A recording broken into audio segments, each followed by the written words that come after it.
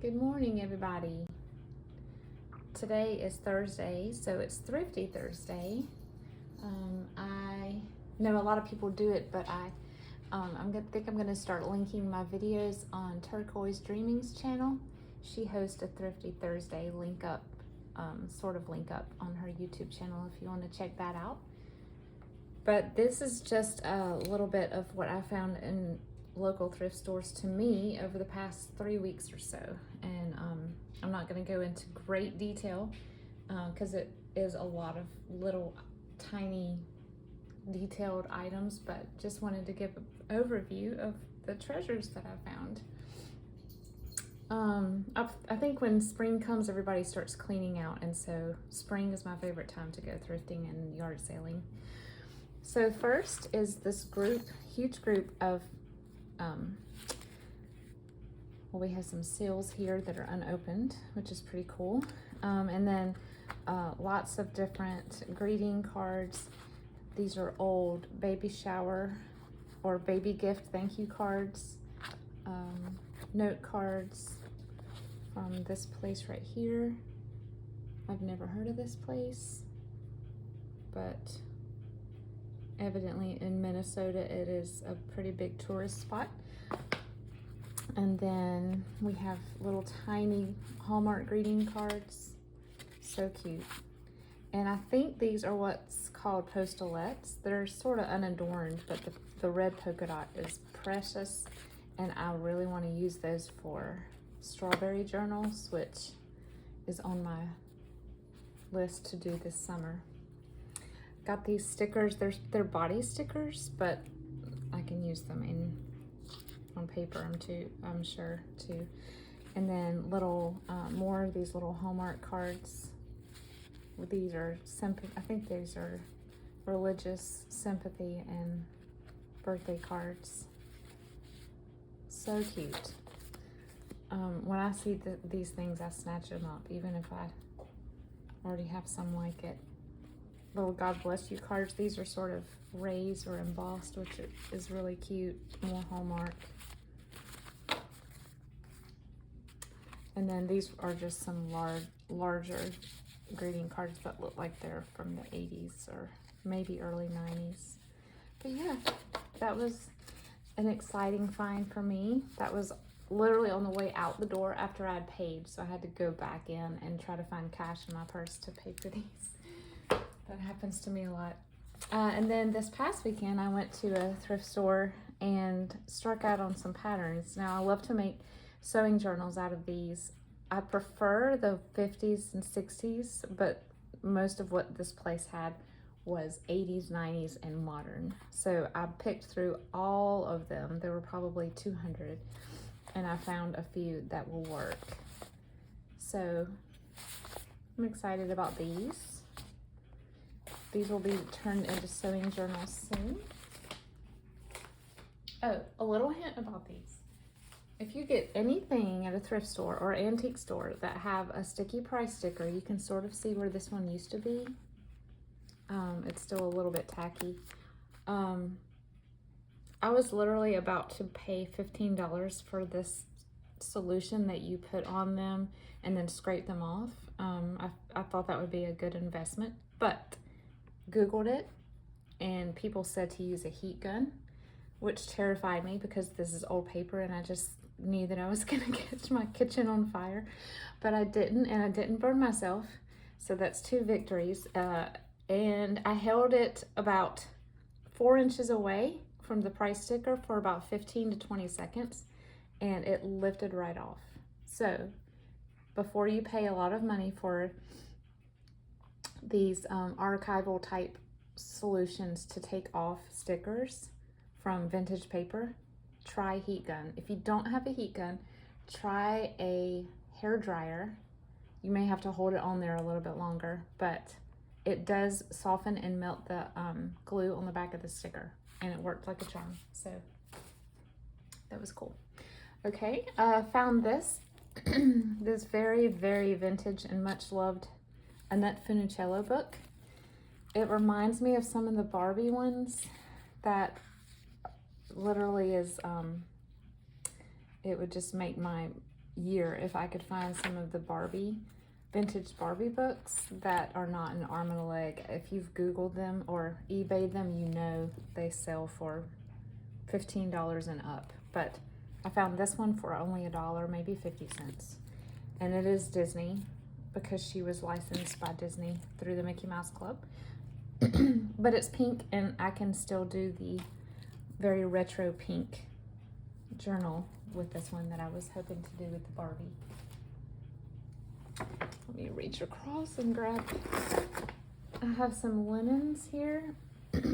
I love vintage pillow shams, and still haven't ventured into making a fully cloth covered journal for anyone other than myself.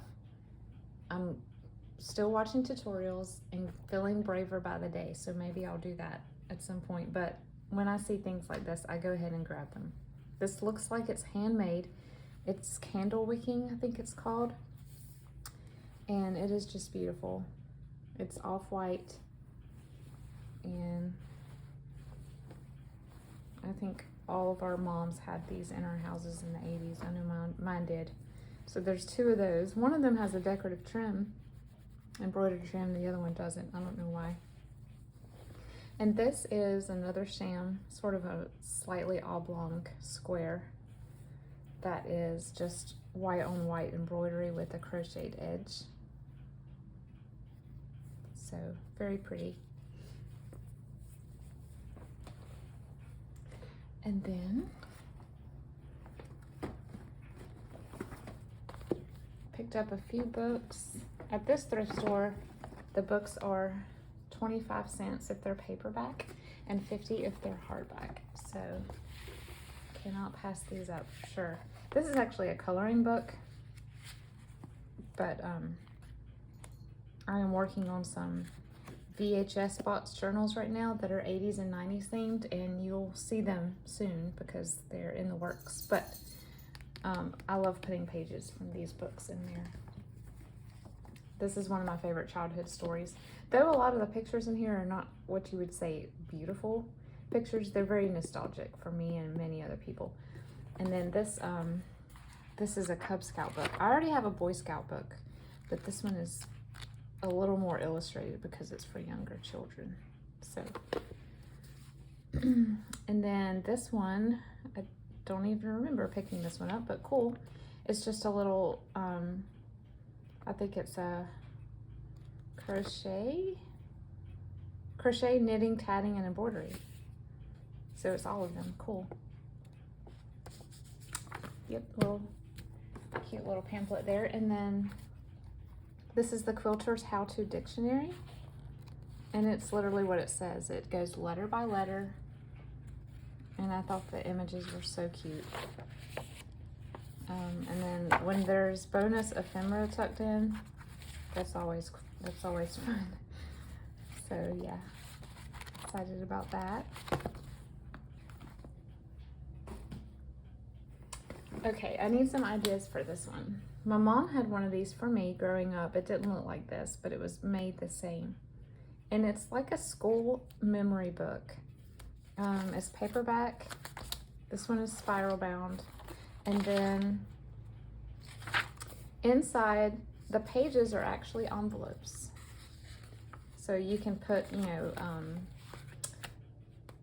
ribbons that you won at field day or report cards or other awards or drawings that you did in each pocket for every school year. And I really think this would be a neat journal, but I don't know how to turn it into one. If you guys have any ideas, please share them, because the use of these as a pocket is just really cool. Now, they are spiral bound, but they're still connected. So if I were to take the spirals off, they would be fully, it's not like it's open on this side. So if that makes a difference in how I use it. But just put on your thinking caps with me and see if you have any cool ideas. I would love that. And this is a updated version of Alfred's piano books, which I learned I learned how to play piano with Alfred, and I think these are more of the early 2000s, but the illustrations in here are color and just super fun, so I couldn't pass this up either. And then I found this for 10 cents, which is what it was when it was first made. This is just a little, I think it's a catalog from Clark's, JP and Coates company. Things, different trims and edgings that they used to offer. 1947, crocheted and other things like that. And then this was tucked in here. This is not plastic. I got excited because I thought it was. I don't have any plastic doilies, but it's, maybe it is. It's shiny, but it doesn't feel like tulle. So I don't know what it is. It's ripped right here. But it was just tucked in here, so that was kind of neat. And the last thing, again, ideas wanted. This is a vintage and needle. I don't know what you call this. I did some of this a couple years ago. It's just the diagonal stitch with wool thread. I guess it's just basic embroidery. I don't know. But a basket of strawberries. And I really, like I said earlier, want to make a strawberry journal this summer. And I want to incorporate a lot of fabric into it because I know a lot of the kitchen textiles and stuff like that in the 70s and 80s were strawberry. So if you have any idea on what I could do if I take this out of this frame, it is professionally framed, but I'm willing to take it out. Or maybe I'll leave it in the frame and use it in my house. I don't know. But I really want to use it to the best that I can. I don't want to just cut it into little tiny pieces. I want to use it so that the full glory of the piece can be enjoyed. So if you have any ideas about this, I know it's difficult because if it were shaped like this, I could just fold it around, but I don't know. Let me know in the comments. That would be cool. And that's all for today. Thank you so much for watching. Please like and subscribe and head over to Turquoise Dreaming, like I said, for more Thrifty Thursday. Talk to you soon. Bye.